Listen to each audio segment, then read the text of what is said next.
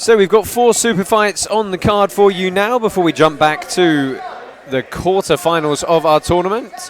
Gracie Barra West chases Cristian Guzman in the black and brown rash guard, taking on Andrew Slater from 10th Planet in the white rash guard. 2 points for Slater. Yeah, accepting the bottom position in closed guard is Guzman. A man we've seen frequently on Third Coast Grappling circuits, being based in Houston. Of course, this is the first time that the promotion has stepped outside of Texas to put on a show. We're happy to be here in downtown Phoenix.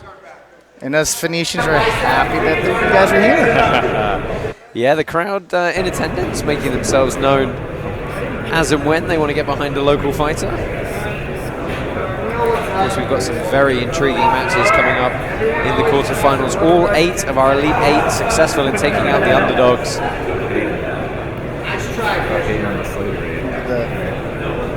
My guard Rubber work. guard. Yeah, my guard work from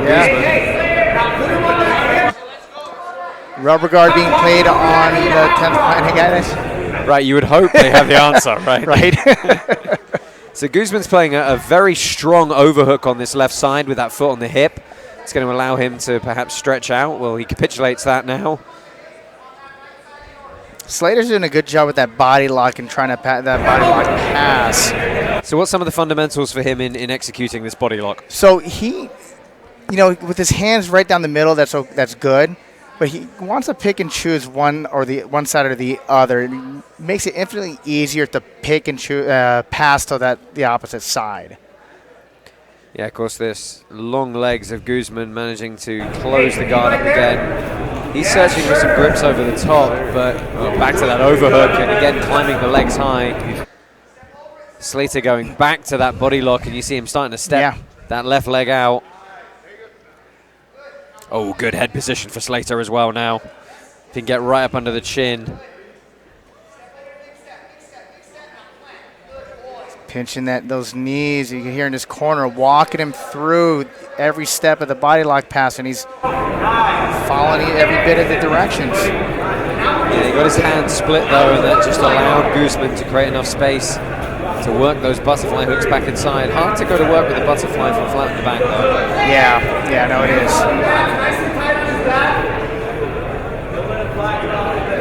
But Slater doesn't want to give up this kind of tight, crushing pressure. Oh, he gets lifted up though, and he's got to defend that left arm.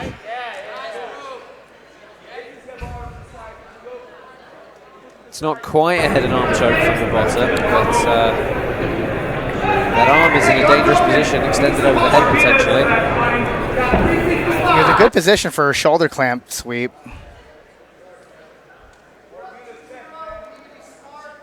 Slater's doing a good job at stuffing a lot of Guzman's attempts. Yeah, are you surprised he hasn't perhaps stood to pass as of yet? Yeah. Going back to the well on this body lock, you see him fiddle with that gable grip to try and set it up. Guzman doing a good job keeping the posture broken here, and then able to climb his legs high. You know, we talk about it so much, but it's just a battle for postural control first and foremost in these closed guard positions.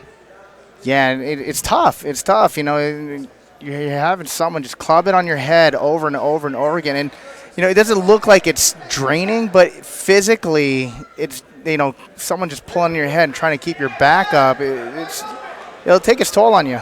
Now that's interesting. Every time Guzman goes to build his base up, Slater manages to collect that wrist through with almost the far Dagestani handcuff type of grip. Yeah. And break that base back down. He really wants that body lock pass because, he's gotten so close to it a couple times already. So, yeah, and you can see a lot of wear and tear on the left knee of Slater there. It made me think that he'd want to try to go for something else with only 2.5 minutes left in the round. We mentioned it briefly earlier, but I'm genuinely surprised we haven't seen more Hail Mary leg attempts as the time goes down. Exactly, and you have to go for them. I'm not going to say you have to, but you'd think you'd see more of them because it's like you don't get it. So what? Yeah. maybe you give up some points. It's still gonna, with only 2 minutes left in the round, it's gonna go to the golden point unless he goes, one of those Hail Mary attempts land. So again, working his position back to the inside. This is the first time we've seen him stand to pass. He's got to keep that head up though, and you see Guzman looking to fish immediately under that leg. Minute 40 left on the clock here. I think if he were to go for like a 2-on-1 grip on Guzman's arm and then stand, I think he'd find more success with that standing guard pass. Yeah, it looked like he might have some sort of bent arm lock attempt. Going X guard potentially here. Got a minute to make it stick. Good job. And again, Slater settling his weight down. I mean, Guzman could go for just a Hail Mary Kimura right now, or Slater could go for a Hail Mary heel hook on Guzman's right leg. I have to say that, if we were going to stereotype a member from 10th Planet, it wouldn't necessarily be with this type of just relentless attempt at body lock passing. Agreed. Slater looking to come up on top now, and he's almost through. He's going to defend the leg attempt, and is he going to have a pass? Well, no, it's good guard retention from Guzman. 35 seconds-ish left on the clock here.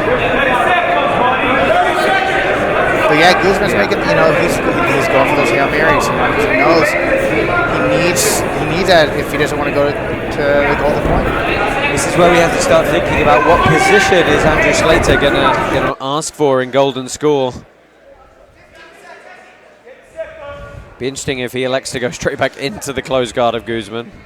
Or maybe he goes to his back, being a 10th Planet guy. Be interesting to see for sure. Stretched out on his side. Time's going to expire. We're going to go to golden score overtime. And it's going to be Andrew Slater in the white rash guard who gets to choose what position they work from here.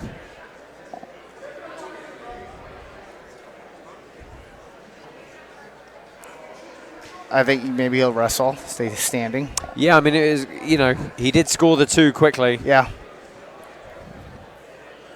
He's thinking hard. Oh, and he chooses close guard bottom. Or is he changing his mind? No, he's up. I think he's going to wrestle.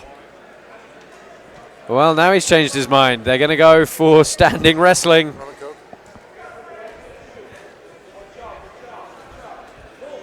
Oh, and Guzman, you can see his intent to immediately pull guard. He's got to make a clean connection first, though. And this is where there's a bit of a timing issue. Yeah, because and that's going to be an early score for Slater if he can keep Guzman down. Guzman deflecting the head, trying to build his post and scramble. He's got to be careful not to flee the mat here. I don't think it was intentional. They just happened to run out of space, but they're going to give the 2 to Andrew Slater. He's going to score for the takedown. A good tactical decision for the man from 10th Planet.